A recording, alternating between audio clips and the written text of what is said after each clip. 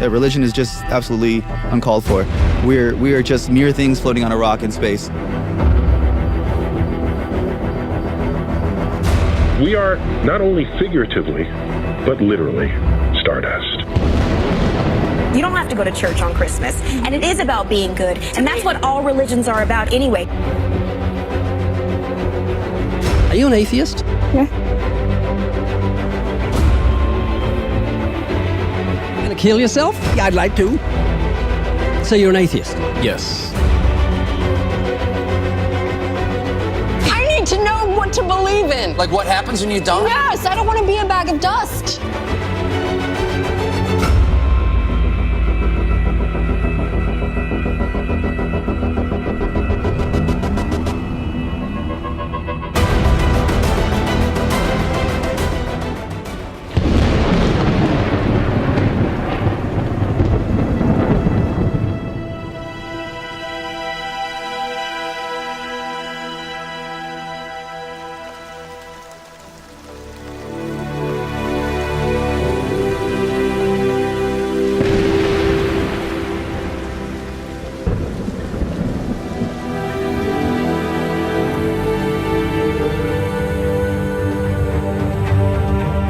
David, are you an atheist? Yes. When did you become an atheist? Around age 12. Believing in God makes no sense. It's to me, it's the dumbest thing. It's for people that can't accept the fact that they're going to die and rot in the ground like I'm going to do, and it gives them some relief from that thought, because it's not the nicest thought in the world. Are you an atheist? Yes. Yes, I am. Yes. Yes. Yes, sir. Are you an atheist? I am. Yeah, I'm an atheist. Yes, I am. Alex, do you believe in God's existence? No, I do not. How long have you been an atheist? I would say probably since I was about 15 years old. So you don't believe in the existence of God? No, not really.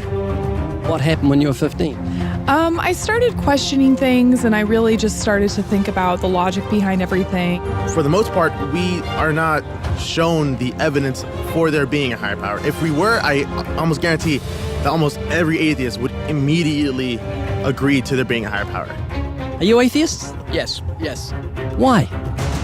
Well, I just haven't seen enough evidence, I suppose. I grew up in a Christian family, and just over the few years during high school and as I grew up, I just realized that there wasn't a lot of evidence to support that belief system. Are you open to evidence? I think I am open to evidence. It just would have to be extraordinarily compelling, like out of this world compelling. If you could be given evidence, reasonable evidence, would you listen to it? Yeah, I would. You're someone who has no faith or no belief in a higher power or a creator, but if you were shown evidence, you would change your mind because you're open. Absolutely. Flick through the pages of the book I just put on your lap, look at the color pictures, and I'll ask you a question.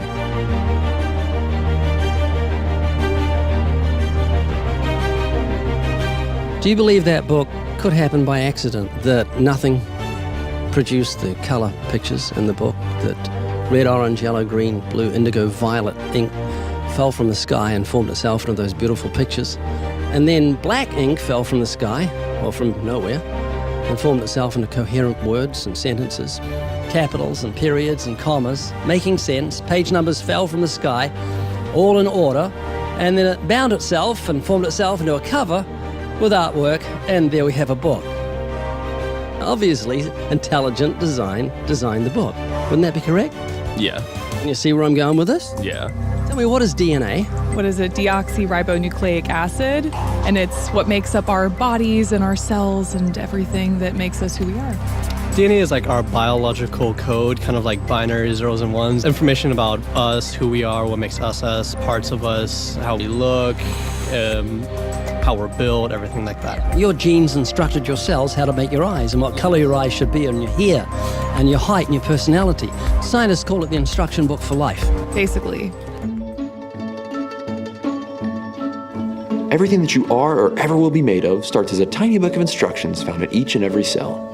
Every time your body wants to make something, it goes back to the instruction book, looks it up, and puts it together. The book of you would have 46 chapters, one for each chromosome. Each of our book's 46 chapters is between 48 and 250 million letters long. That's 3.2 billion letters total. This is the secret language of DNA. This is the book of life. Instruction book for life. Yes. Instruction book for life. Yes. DNA is made up of genes, and genes give instructions to the cells as to how your body should grow. Did you know that those instructions, the instruction book of your DNA, just your DNA, was laid out end for end, would go to the sun and back a number of times? That book of instructions is so comprehensive. DNA is the genetic information encoded in the cell of every living thing that instructs our cells how to grow and how to function. It's our genes that determine whether our skin will be dark or light, have brown or blue eyes, or red or green or yellow, have red hair, be brunette or blonde, be tall or not so tall, or the color of our feathers if we're a bird. Whether we're humans, fish, animals, insects, or plant life, the way our bodies look and operate has all been pre-written in the amazing book of our DNA. What do you think of the mentality of someone who believes a book fell together without a bookmaker? Well, they would be crazy. Do you think a book could make itself? No, I don't. Of course not. No. Utterly impossible. Yes. If anything can happen by accident. I mean, from nothing.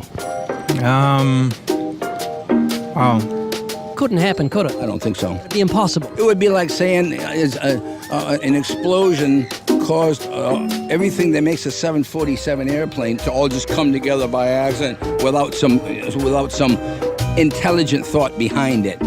That's a good point. Do you believe DNA happened by accident? No, I think that it developed over the course of many, many millennia of evolution and development. DNA exists in every living thing. Its origins don't matter. The fact that there is intelligent information tells us there must be an intelligent designer. Is this making you think? It is, and I do think about it from time to time. It's just, yeah, it's complicated, definitely. Well, DNA's complicated, but the point I'm trying to make is very simple. Book designer, or bookmaker, DNA, intelligent designer. God. Does that make sense? Yes. You're an atheist? I am. What would you think of the mentality of someone who thought a physical book could make itself? I think they'd be silly. Of course it can't make itself. What would you think of the mentality of someone who believed the instruction book for life, DNA, made itself? I think it'd be silly as well. It would need investigation. That's atheism. Absolutely. And what would you think of the intelligence of someone who believed the instruction book for life made itself? Low intelligence level. DNA happened by accident? Probably not too smart. DNA couldn't make itself. It's impossible. Does that make sense? Yes. Is this making you think? Yes. And what would you think of the person who believed that DNA, the instruction book for life, happened by accident? Because we're not just talking about human beings, we're talking about every form of life. Fleas, cats, dogs, elephants, cows, horses, trees, plants, everything has DNA, the instruction book for life, which makes the book in your hand just seem feeble compared to the infinite intelligence that must have put the instruction book for life together. Can you see what I'm saying? Yeah. Do you believe DNA happened by accident? I believe it could.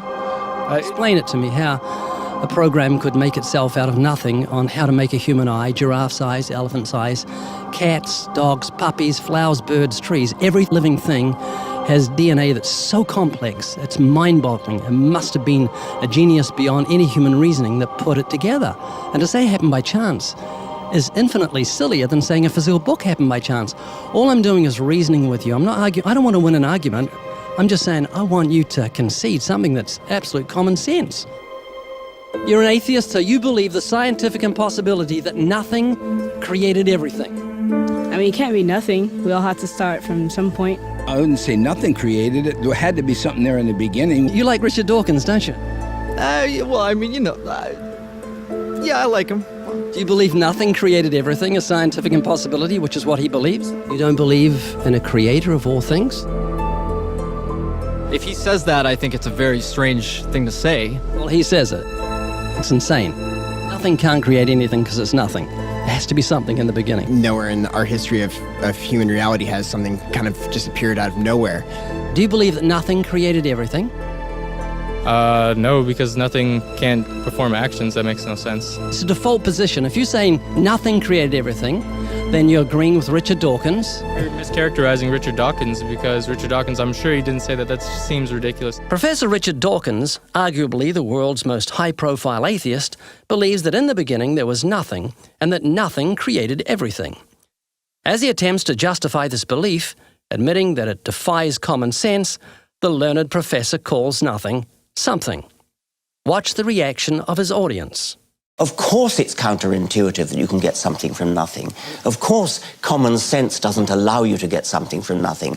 That's why it's interesting. It's got to be interesting in order to give rise to the universe at all. Something pretty mysterious had to give rise to the origin of the universe. Which is exactly what's meant by nothing, but whatever it is, it's very, very simple. And why is that funny? Well, I think it's a bit funny to be trying to define nothing.